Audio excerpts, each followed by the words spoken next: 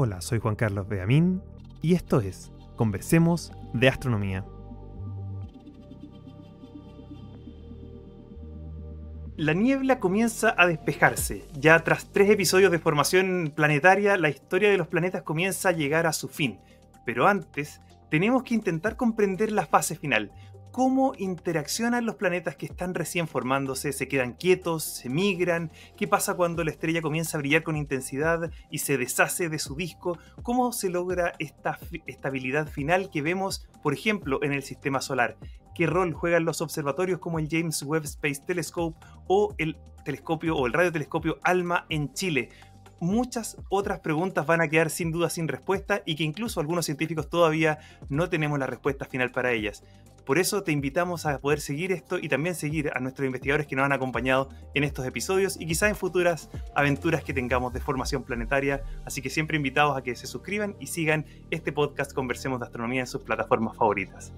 Para el día de hoy tenemos un invitado estrella desde Inglaterra en la Universidad de Exeter, el doctor Sebastián Marino, un tremendo especialista en formación planetaria, quien es actualmente Senior Research Fellow en Exeter, Reino Unido. Seba, bienvenido a Conversemos de Astronomía. Gracias, Juan Carlos. Vale, por esa introducción. Y nada, gracias por la invitación para conversar contigo y transmitir un poco lo que hago. No, muchísimas gracias a ti por estar acá. Mira, hemos hablado ya 3 episodios enteros sobre formación planetaria, desde la teoría y los discos, desde cómo se forma o desde una nubecita gigante, en realidad una gran nube, hasta una nueva estrella y pequeños planetas que empezarían a formarse. Así que quiero comenzar este episodio con la etapa donde ya el disco empieza a disgregarse. ¿Qué es exactamente un disco protoplanetario y un disco de debris o un disco de escombros que hay alrededor de una estrella joven? Súper buena pregunta y una pregunta que todos nos estamos haciendo constantemente. Es difícil muchas veces definir cosas en astronomía, pero a mí me gusta usar un poco el sistema solar como ejemplo para entender un poco lo que es un disco de debris, quizás por ahí, o un disco de escombros en español, y con eso hacer la comparación con discos protoplanetarios. Entonces, si pensamos en el sistema solar, están los planetas que todos aprendimos en el colegio y también los planetas que ya no son quizás planetas como Pluto. Pero el sistema solar también tiene muchas otras cosas. Tiene asteroides, cometas, tiene polvo flotando también entre medio de los planetas. Y ese componente, que llamémoslo no planetario, pero este componente como asteroides, de cometas y cosas sólidas, pero no tan grandes como un planeta, eso es lo que lo llamamos un disco de escombros. Y lo llamamos un poco disco de escombros porque tenemos la idea en la cabeza que estos fueron pedazos de planetas que quizás nunca lograron crecer para formar un planeta, o fueron un planeta que producto de una colisión quizás se fracturó y quedaron estos escombros esparcidos. Entonces eso es como la visión que varios de nosotros tenemos de un disco de escombros y versus el disco protoplanetario, que sobre todo, bueno, lo encontramos casi por definición en las fases iniciales de una estrella cuando se forma, y que está lleno de material no solamente sólido, sino que también gas, y las cosas se están formando, están creciendo en tamaño, mientras que en un disco de escombros en general entendemos que las cosas grandes se están chocando, se están fragmentando y se están volviendo más y más pequeñas. Entonces tenemos esta como dicotomía en un disco protoplanetario, cosas creciendo, versus un disco de escombros, cosas achicándose un poco. Y aquí entonces entra una fase clave entre la distinción entre las partículas como chiquititas de polvo que uno llamaría el gas y los planetas como tales, ¿o no? Sí, claro. En astronomía hablamos mucho, esto un poco quizás medio chino, hablamos de gas, polvo, y a veces no se tiene como, es difícil entender lo que los astrónomos definimos como polvo. Y bueno, en términos generales tenemos el gas, que está compuesto por átomos, moléculas que están flotando en el espacio, y luego tenemos polvo, que es básicamente cosas sólidas, cosas muy pequeñitas del tamaño de más chico que un grano de arena, hasta tamaños como granos de arena o piedras que podríamos encontrar, no sé, en un río. Todos esos tipos de objetos los llamaríamos polvo. Y hay tamaños muy distintos, ¿no? De distintos órdenes de magnitud distintos. Y si seguimos creciendo, creciendo, creciendo, después del polvo tenemos lo que ya empezamos a llamar un planetesimal, que es un objeto que ya, en general, en un disco protoplanetario le da lo mismo si hay gas, mientras que el polvo, si hay gas, como me imagino conversaron en capítulos anteriores, ese polvo se ve afectado por este gas, pero si uno ya llega a tamaños de, no sé, cientos de metros, 1 kilómetro o incluso más grandes, empieza ya a darse cuenta que el gas ya no importa mucho y ya no lo afecta tanto. Y si ya uno llega a un tamaño de un planeta, digamos, ya esos son miles de kilómetros o más, ya, digamos, esos objetos son capaces de, de limpiar sus órbitas y dominar, digamos, su propio barrio, Mm. digamos. Claro, ahí lo que mencionas al tiro se me imaginaba un ejemplo. Por ejemplo, cuando uno, no sé, hay una mosca en la casa y uno ventea y un poquito de viento afecta a la mosca porque es pequeñita. Pero si uno hace así y pasa un elefante, le da lo mismo. Digamos que Claro, pasa, no, exacto. no hay ningún problema. Oye, me quedó una duda. ¿En qué momento un simple grano de polvo se transforma en un embrión planetario? Yo sé que las definiciones en astronomía son súper difíciles. Yo estoy seguro que no hay un límite así como, como cortado con cuchillo. Pero imagino que hay alguna idea que usan como concepto para esto. Sí. En general hay a veces una definición dinámica que está justo de qué tanto le afecta el gas y eso a veces puede ser 1 metro de tamaño o cientos de metros o incluso cientos de kilómetros. De hecho, había un cambio en los últimos años en que ya dejamos la idea un poco, casi hemos dejado la idea detrás de que un grano de polvo se va a hacer más grande, más grande, más grande, hasta el tamaño de un planeta y como un proceso continuo. Y lo que pensamos que sucede es que un conjunto de granos de polvo colapsa al mismo tiempo y se salta como todo este camino desde ser muy chiquitito a grande, se salta todo eso y pasa de ser a una nube de polvo a ser un objeto grande de quizás 100 kilómetros de tamaño. Este concepto como de trampas de polvo que se mencionó, ¿no? Exacto, sí, en esas trampas de polvo en discos protoplanetarios. Documentarios. Eso es súper interesante. Yo recuerdo cuando estaba estudiando y pasé por la parte de formación planetaria, había un problema gigante que era la barrera del metro o algo así. Era el problema que básicamente tú tenías los granos de polvo chiquititos, se juntaban, pero cuando llegaban al tamaño de unos metros o algo por el estilo, ya no seguían creciendo, como que se destruían. Esto vendría como a Exacto. solucionar un poco este problema. Exacto. Esta nueva teoría de formación de planetesimales fue como una solución a esta barrera del metro, que recuerdas muy bien, donde, claro, uno empieza a creer, estos objetos, mientras más grandes se hacen, más difíciles, se hace más difícil que al chocar se mantengan unidos. Y lo Mm. que en general pasa es que se chocan y rebotan, o chocan y se fragmentan. Entonces no te ayuda a seguir formando objetos más y más grandes. Solo para recordar, o sea, pensemos, la Tierra se mueve a 30 Mm. kilómetros por segundo en su órbita, o sea que choque de partículas no es que estén viajando lentito, porque si no ahí sería re fácil que se juntaran, estas cosas viajan rápido. Sí.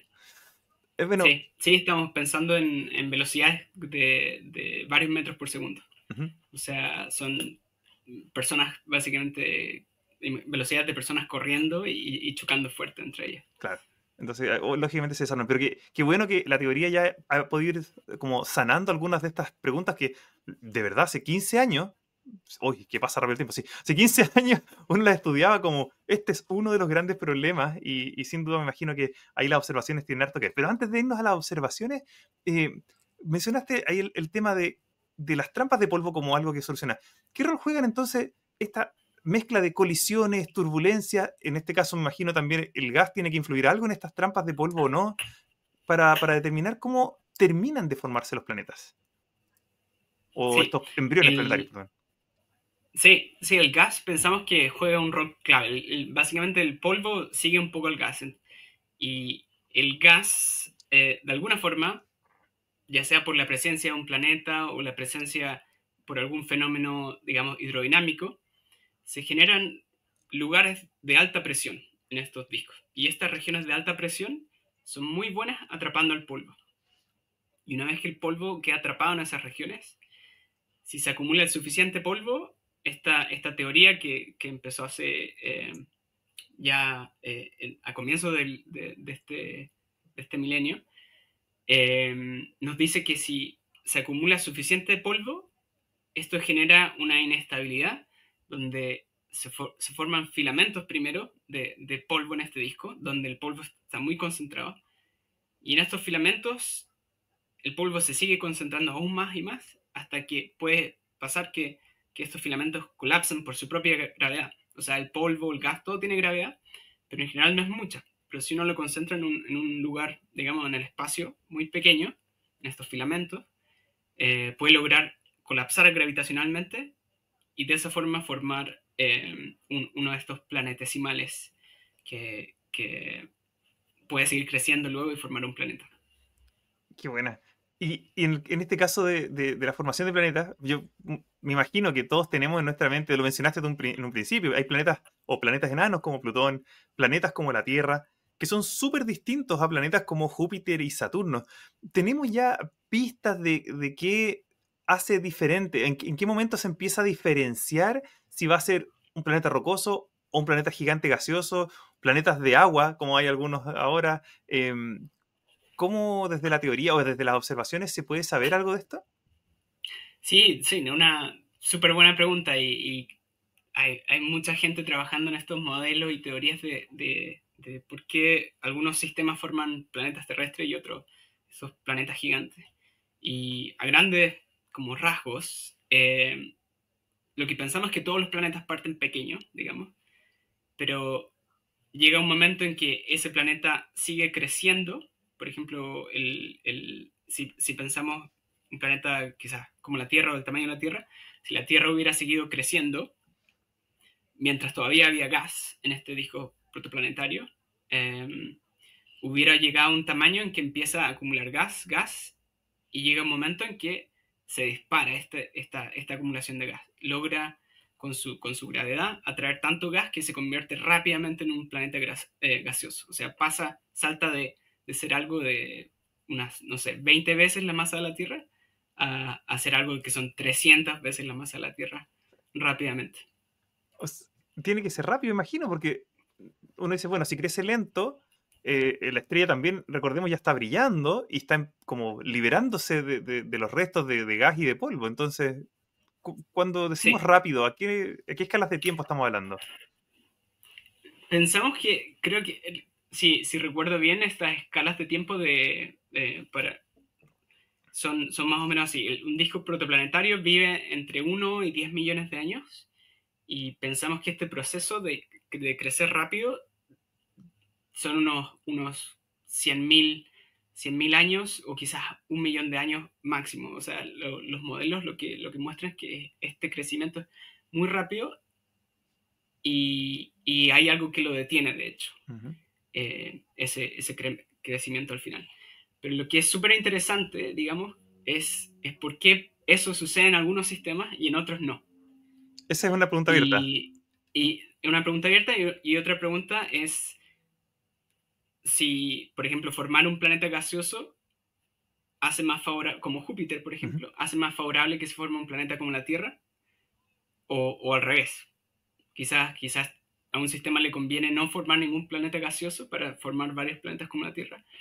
Eh, y eso es algo que se está investigando mucho en pensar qué tipos de arquitecturas planetarias favorecen ciertos tipos de planetas. A mí esto de las arquitecturas planetarias es algo que de verdad me encanta, me fascina, porque yo cuando entré a estudiar el 2005 a astronomía, el primer planeta se descubrió en el 95, apenas 10 años antes, el primero. Sí, Y los primeros planetas eran las cosas que se llaman los Júpiteres calientes, que son planetas del porte de Júpiter que orbitan al lado de la estrella, que su año dura 4 días, si no me equivoco, el de los primeros 51 Pegasi o algo así. Y esos sí. planetas sabemos hoy que no se pueden formar ahí.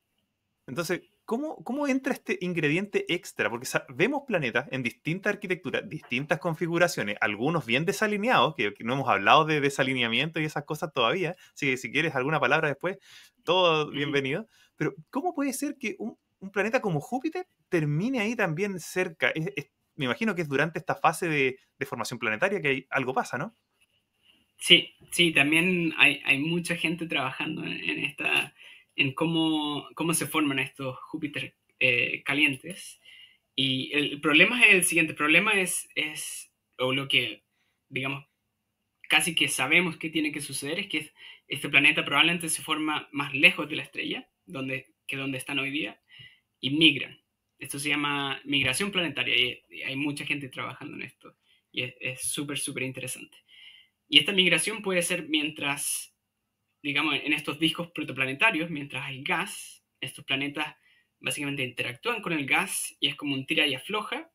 El planeta tira, digamos, del gas, pero el gas también tira del planeta y con eso el planeta se va acercando hacia la estrella y finalmente, digamos, termina en esta órbita muy cerca de la estrella. Pero también hay otras teorías que plantean que esta migración se podría producir después, de hecho, después de que este disco protoplanetario desaparece. Y imagínate que terminas con dos planetas gigantes, y estos dos planetas gigantes, una vez que se va el gas, ya no hay nada que los, digamos, que los estabilice, que los calme, y si son suficientemente masivos, pueden empezar a, digamos, a pelear entre ellos de alguna forma, y se producen estas inestabilidades. Y en estas inestabilidades, uno de estos planetas puede ser lanzado a una órbita que pasa muy cerca de su estrella, y en estas órbitas, estas órbitas luego pueden seguir evolucionando y hacerse circulares de nuevo y quedar este planeta estacionado muy, muy cerca de su estrella. Entonces están como estas dos teorías que compiten. Ay, Esta me encanta porque es como una mezcla entre las perfectas leyes de la naturaleza juntas con el caos y algunas casualidades Sí, que ocurren. Entonces, como una mezcla perfecta entre perfecto dominio de ciertas ecuaciones, pero en el fondo hay un montón de ingredientes que todavía no logramos sí, tragar y digerir de buena manera. Oye, te quiero llevar un poco a otra área, porque lo de migración ahí da para un capítulo entero. Probablemente quizá algún día hagamos sí. un capítulo de migraciones con ese tema, pero tú has trabajado en modelar justamente o en observaciones, muy precisamente de estas etapas de discos protoplanetarios y discos de debris, de escombros, y voy a partir con las observaciones y de ahí vamos a ver como algunas Mm, de las cosas que has ido avanzando y que han avanzado en el conocimiento. ¿Cómo, mm. cómo se usan o cómo ha cambiado el que podamos tener acceso a telescopios como ALMA en Chile o ahora en el espacio, el James Webb, un telescopio infrarrojo? ¿Cómo los has usado tú y qué avances podemos percibir en estos últimos 10 años? Sí, súper, súper buena pregunta. Digamos, ALMA ha revolucionado un poco este campo de estudios de discos de escombros.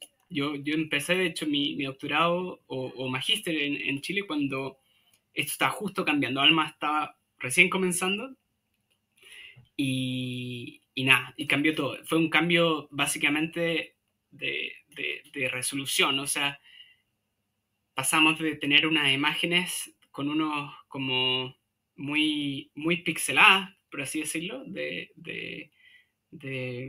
estos discos. Es como haber tenido una imagen con los primeros celulares que habían, con unas fotos muy, con, no sé, de 100 píxeles por 100 píxeles, ahora una foto con un zoom de estos últimos celulares de última generación.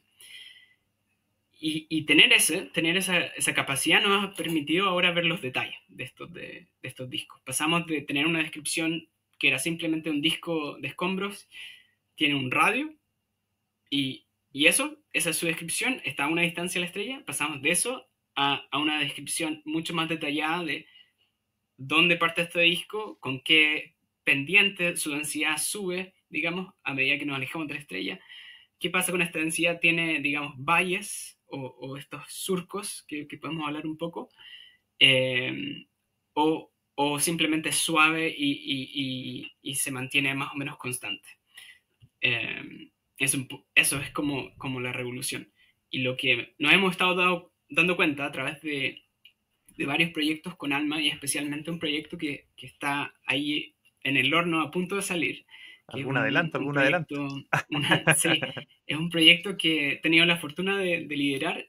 Esto se clasifica como un ALMA Large Program, que significa que son muchas, muchas horas de observación, en este caso casi 300 horas de observación, para obtener imágenes detalladas de estos discos de escombro. Y a través de este proyecto hemos observado varios de estos discos y hemos descubierto que están llenos de estructuras que todos son un poco distintos y que sus estructuras, muchas se parecen a las estructuras que vemos en discos protoplanetarios, y eso nos hace preguntarnos qué tantas de estas estructuras son como una herencia de esa fase y qué tantas de estas estructuras quizás aparecen después de la etapa como protoplanetaria. Y eso está súper choro porque, nada, se han abierto muchas preguntas y muchas líneas de investigación nuevas que estamos empezando. Qué increíble. 15 años ya de Alma aproximadamente y seguimos sacando estos programas y que nos ayudan a entender más en profundidad. Ya no un disco. Antes recuerdo la primera vez la imagen icónica de Sí, Teletao, si no me equivoco, pero después ya... HLTAO, sí. HLTao, HLTao. Sí, y ahora vemos ya proyectos completos de esto. Tú mencionaste, y esto lo tenía preparado como pregunta de tu investigación, porque has justamente trabajado en esta... Lo que antes era un píxel, hoy día es una estructura. Anillos, sombras, planetas. ¿Cómo podemos explicar un poco? Porque alguien puede decir, bueno, aquí veo un pequeño hoyito en torno, o sea, vemos que hay luz en todas partes y de repente, ¡pum!, sin luz. Y decimos, porque un planeta escarbó y se está comiendo ese material. Esa era una explicación Sí, razonable. Tenemos un montón de planetas, sabemos que existen, los detectamos en otras estrellas, obvio que están. Pero ¿podrían haber otras explicaciones también? sí, sí, no. Claro, pueden haber muchas explicaciones y de eso se ha tratado un poco los últimos años, intentar validar esta hipótesis que tenemos. En particular, yo he trabajado harto en estos surcos que encontramos en estos discos de escombro. Surcos como, imaginemos los anillos de Saturno. Estos anillos no son continuos, tienen como hoyos, tienen surcos entre medio, y en estos surcos, de hecho en los anillos de Saturno, en muchos de estos surcos, encontramos lunas de Saturno muy chiquititas que mantienen abiertos estos surcos. Entonces nos imaginamos que en estos discos de escombros quizá algo parecido puede estar pasando, pero estas no son lunas, sino que son planetas que mantienen estos, estos surcos abiertos, digamos. Y entonces hemos estado intentando encontrarlos y por suerte, bueno, ahora tenemos James Webb, este telescopio de 6 metros gigante en el espacio y que tiene una capacidad de detectar estos planetas que no necesariamente van a ser grandes, pueden ser más pequeños, ¿no? Como, no sé, Neptuno o incluso más pequeños. Y entonces hemos intentado encontrarlo. Y hay varios programas que han sido aprobados para hacerlo. Y yo tuve la fortuna de tener mi propio programa para buscar estos planetas. Pero ha sido súper difícil analizar estos datos y lograr la sensibilidad, digamos, para lograr encontrarlos entre todo el ruido de estas imágenes. Es súper difícil. Pero este año, de hecho, otro equipo, un equipo francés, logró encontrar uno de estos planetas en uno de estos surcos y fue un momento genial porque uno es el primer planeta y por ahora el único planeta descubierto por James Webb, digamos. Entonces fue un momento histórico, digamos, es el primer planeta descubierto por James Webb. Y segundo, es un planeta justamente en uno de estos surcos. Entonces ha sido una validación de esta hipótesis que tenemos ya hace unos 8 años, de que hay planetas anidados, digamos, en estos surcos. Sí. Sí, esa era una de las cosas que tenía ahí también como para preguntar justamente, así como hemos encontrado algunos, justamente orientarlos, que gracias a esta combinación desde las ondas de radio hasta el infrarrojo, nos da finalmente una visión mucho más completa de lo que es este proceso de formación planetaria. Y no tenemos mucho. Como te mencionaba, la estadística por Sí. ahora es bastante pobre. Eh, Sí. en ese sentido, ¿cómo ayuda esto o cómo nos limita un poco la interpretación que tenemos de los datos? Porque tenemos muchos datos, muchos discos, muchos anillos, muchas cavidades y solo un planeta. Entonces uno puede decir, ¿será que todos solo que no los vemos? ¿O qué está faltando ahí Sí. en términos de perspectiva? Sí, no. Sí, bueno, súper buena pregunta también.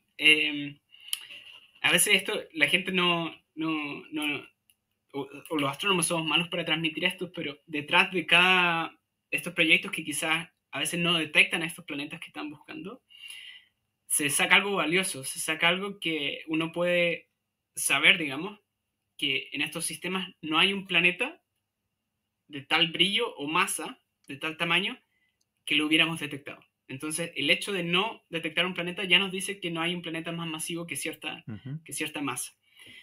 Y a través de esos, digamos, límites que logramos extraer de estos datos, podemos muchas veces rechazar cierta hipótesis. En general, por ahora no hemos podido rechazar de plano que no hayan planetas ahí, pero estos límites también nos dicen que todavía es posible que hayan planetas ahí y que simplemente tenemos que o seguir empujando James Webb para lograr eso, esa sensibilidad, o tenemos que esperar a este nuevo telescopio que se está construyendo en el norte de Chile, el ELT, el ELT, que esperamos que va a tener la sensibilidad para detectar estos planetas que deben estar en estos surcos. Tocó que el que detectamos tenía las condiciones ideales para ser detectado con Como James suele Webb, ser. como suele ser, pero yo creo que es como la punta del iceberg, como se dice, que es simplemente los demás están esperando para ser detectados. Para aparecer. Oye, hay miles de cosas aquí que me fascinan, me encantan. Uno va leyendo y se va maravillando cada vez más con estas cosas. Por ejemplo, hoy día en las noticias, y esto ya ha salido muchas veces, te quiero llevar un poquito a otra investigación, pero a propósito Ya. de la contingencia. Hemos Ujú. visto que se detectó el tercer cometa o objeto Ujú. interestelar que entra a nuestro planeta. Y hay gente diciendo, no, si son extraterrestres. Es raro, por supuesto. Si hay tres, obvio que van a ser raros. Las probabilidades de que sean iguales los tres son astronómicamente bajas. Entonces, los primeros 10, 20 van a tener todos peculiaridades. Sí.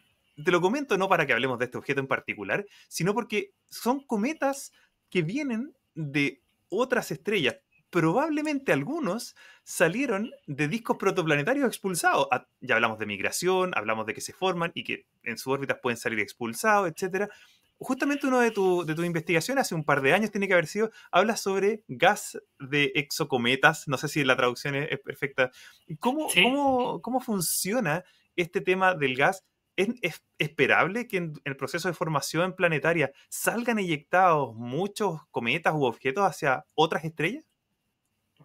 Sí, sí, sí, o sea, partamos por hablar de estas eyecciones, que es fascinante porque, sí, estos objetos interestelares de alguna forma nos dicen que en otros sistemas pasan procesos muy parecidos a lo que pasa en el sistema solar. Pensemos en los cometas del sistema solar, que se generan un poco cuando Neptuno, Urano, Saturno, Júpiter empiezan a hacer como un partido de tenis casi con cometas, con su gravedad, los empiezan a tirar para allá, para acá, y en este peloteo, la mayoría de las veces, de hecho, la tiran afuera de la cancha, y eso significa tirarla fuera del sistema solar. ¿Y qué pasa con ese cometa? Bueno, para nosotros se perdió para siempre y chao, pero quizás ese cometa va a pasar cerca de otra estrella en la Vía Láctea y se va a convertir en el cometa interestelar de esa otra estrella. Que proviene del Entonces, sistema solar. claro, de que proviene del sistema solar. Entonces, tener ahora acceso, digamos, a estos objetos interestelares de otros discos de escombro probablemente, que han sido eyectados por planetas, es algo increíble. Nos permite ver en detalle algo que nunca nos imaginamos que íbamos a poder ver. Eh, y tu segunda pregunta acerca del gas. Y bueno, sí, estos objetos, si pueden ser como un asteroide, digamos, que no tienen mucho gas, son más o menos como bien secos en términos de su composición, pero también pueden ser como cometas, que están llenos de materiales más volátiles que una vez que se calientan empiezan a liberar el gas. Y en discos debris, algo que nos dimos cuenta con ALMA, que también ha sido una revolución, es que muchos de estos discos contienen gas. Y no sabemos de dónde viene este gas. En principio no sabemos, pero tenemos como dos hipótesis que, que estamos intentando trabajar en poder saber cuál es la más verdadera o cuál podemos descartar. Y una de esas hipótesis es que este gas viene de los cometas, digamos, este material que forman los discos debris. Si pensamos que es como material que hay en el sistema solar, rico en elementos livianos, si estos objetos están chocando entre ellos, en estas colisiones que se fragmentan, van a liberar cierto tipo de gases que estaban incrustados en sus interiores Y esta liberación de gas, que es probablemente se genera continuamente, hay colisiones constantemente pasando, debe liberar gas como a un ¿cómo se llama? Outgassing. Eso A un está, outgassing, sí, a un rate, a una eh, tasa una de tasa, eso, una desprendimiento de tasa, gas. sí, exacto, una tasa más o menos constante. Entonces, esta liberación de gas creemos que es la razón por qué detectamos este gas en estos discos. Y lo bien choro es que podemos conectar la abundancia de gas en estos discos Ujú, con la abundancia de polvo y con eso deducir cuál debe ser la composición de este material. Digamos, llamémoslos exocometas, no porque tengan como órbitas como los cometas, pero por su composición, ujú. que es rica en hielos. Y eso nos ha permitido conectar un poco la composición de estos discos de escombros con la composición de cometas en el sistema solar. Y sí, nos hemos dado cuenta un poco que más o menos son parecidos, pero hay una diversidad gigante y de hecho en cometas del sistema solar hay una diversidad gigante. O sea que ahí también todavía queda tela por cortar. Sí, sí, mucha, mucha. Sí, qué bueno. Mira, de verdad que mientras estás hablando se me ocurren preguntas y preguntas y preguntas, pero si no, esto va a durar 2 horas. Y no, la idea es que nos mantengamos relativamente a un tiempo razonable. Pero quiero una última, como para finalizar el tema de formación Ujú. planetaria. Pasamos de una gran nube de gas a una estrella que empieza a eliminar, digamos, a formar este disco y lo vuela, nos quedamos con estos escombros que finalmente se transforman en algunos de estos unos planetas. Tú hablabas también de que vamos a tener cometas, eyecciones y todo el... ¿Cómo terminamos con un sistema como el Sol? ¿Cómo es esa parte final, por así decirlo, del proceso? Sí, eh, muy buena pregunta. La parte final, bueno, de alguna forma nunca vamos a saber 100% cómo terminó de formarse el sistema solar, pero los modelos como más realistas, o que más le dan al clavo, nos muestran que estaban pasando varias cosas, digamos.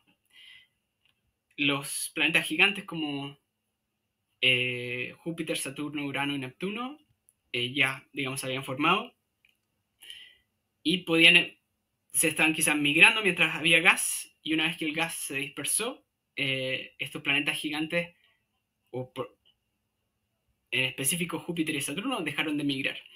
Pero Neptuno siguió haciendo algo súper super choro, algo que se habla poco, digamos.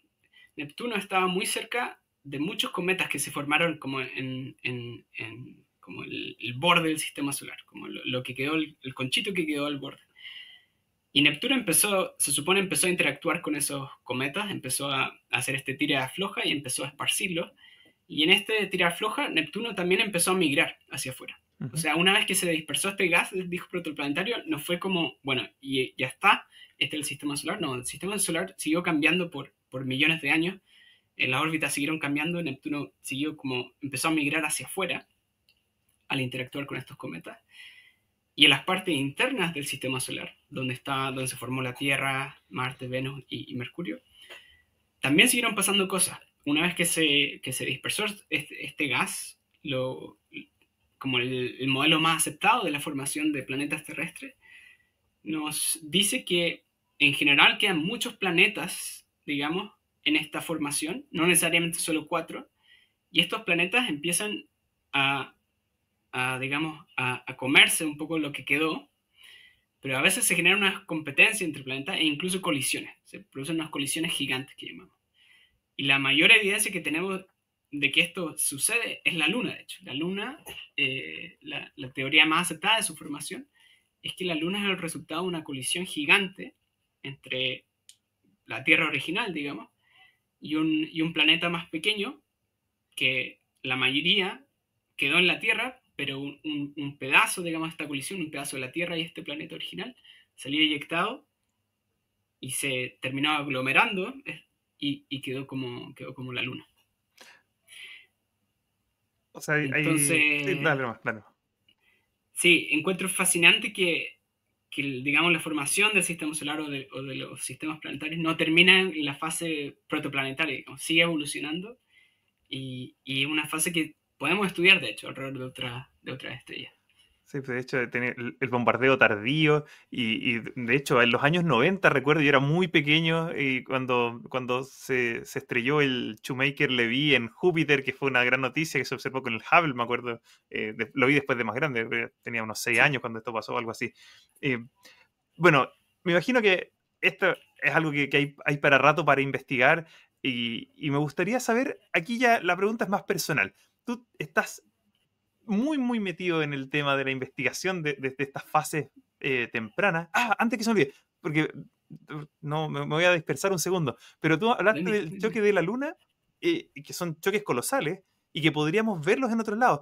¿Cómo podríamos Sí, detectarlo? Porque uno espera que un choque entre dos planetas o dos planetesimales genere un montón de calor y si genera un montón de calor va a generar un montón de luz infrarroja y que podríamos detectarla con, por ejemplo, el James Webb o algún futuro instrumento infrarrojo, que acá se está instalando un telescopio, el TAO y el LT y el GMTO, etcétera. Entonces, sí, ¿podríamos observar una colisión si tuviéramos la suerte de estar mirando en ese momento? sí, sí, sí. De hecho, hay un término que se usa en mi campus. Tenemos los discos de escombro y tenemos los discos de escombro extremos, de Extreme Debris Discs en inglés. Y estos objetos pensamos que de hecho son el resultado de una colisión gigante que pasó hace poco. ¿Por qué pensamos que pasó hace poco? Porque lo que observamos es polvo, mucho polvo, más o menos en la zona donde se formarían planetas como la Tierra, y observamos este polvo que no debería durar mucho, debería durar unos 1000 años máximo, y estos objetos pueden tener edad de 100 millones de años o incluso más.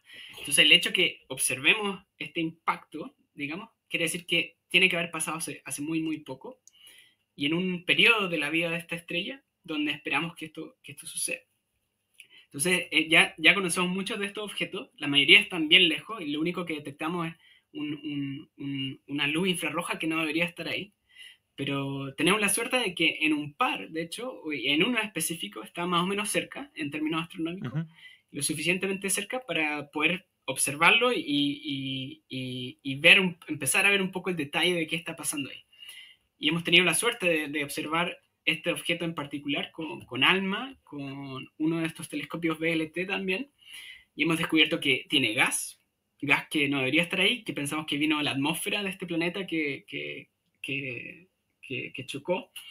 Vemos el polvo que saltó, y lo que estamos intentando ahora dilucidar es cuál es la estructura de este disco, porque al ver la estructura de este disco podemos inferir qué tipo de colisión fue. Y eso es algo súper entretenido que estamos intentando hacer y que de hecho estamos intentando hacer ahora con este telescopio James Webb. Acabamos de mandar una propuesta este miércoles, el miércoles pasado, así que vamos a ver si tenemos suerte. Y este es trabajo que tengo la suerte de participar, pero que es liderado de hecho por un colega y su estudiante de doctorado. Bueno, entonces la mejor de la suerte con la propuesta, que lo puedan observar y bueno, estaremos atentos ahí al archive para cuando salgan los artículos publicados. Sí. Ya, ahora sí que te hago la pregunta que te iba a hacer, porque estás muy metido en todos estos temas, sin duda, o sea, mandando propuestas al James Webb, Alma, todo esto. ¿Cuál es esa pregunta que te mantiene así? No, yo quiero hacer esto los próximos 10, 15 años de mi vida porque yo no quiero terminar mi carrera como científico sin saber cómo pasa este fenómeno. ¿Cuál sería esa cosa que te mantiene así prendido como científico? Uf, eh, hay varias preguntas que me fascinan, preguntas a veces que ni siquiera son las que trabajo en mi investigación, pero me mantengo atento a los papers que salen, pero las que son directamente en mi investigación y las quiero resolver es como una de las preguntas más grandes, que es cuáles de las estructuras que vemos en estos discos de escombros, cuáles de verdad están asociadas a planetas.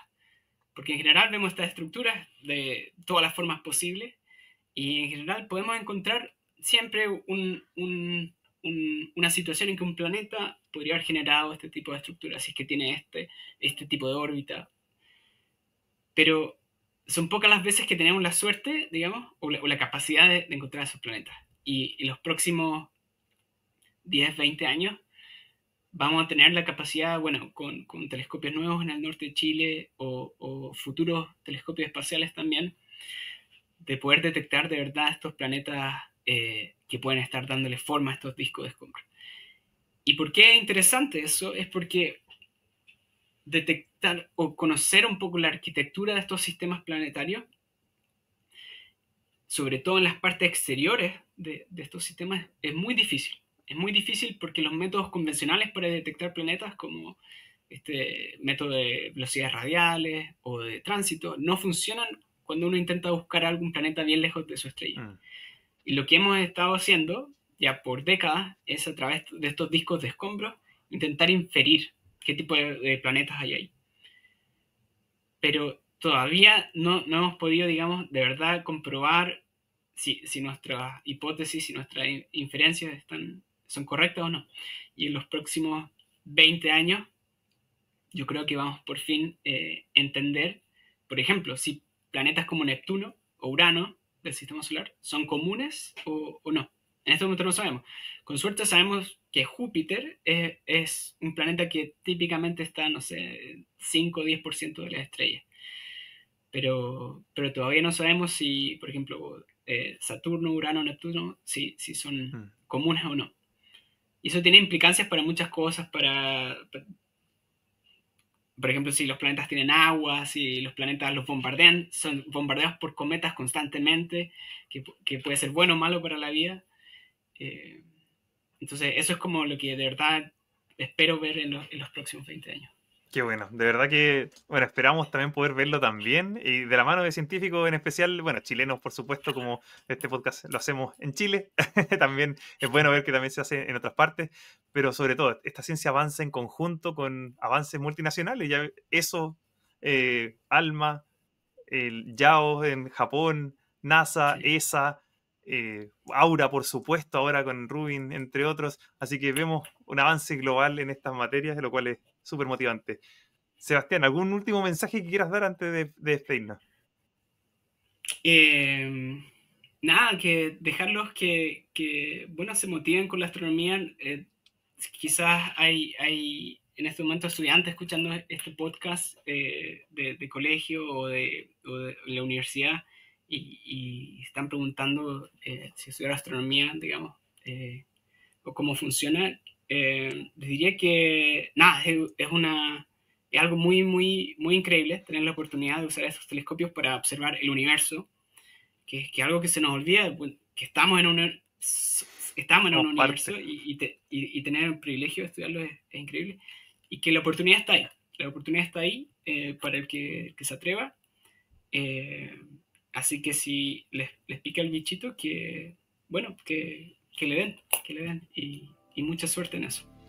Muchas gracias, Sebastián, marido doctor Sebastián, por esta entrevista, por tu tiempo, también la facilidad para explicar conceptos a veces que son tan difíciles, abstractos y distantes, por cierto, que estás haciendo ahí tu investigación en la Universidad de Exeter en Reino Unido. De verdad, mucho éxito en todos tus proyectos y muchas gracias por tu tiempo.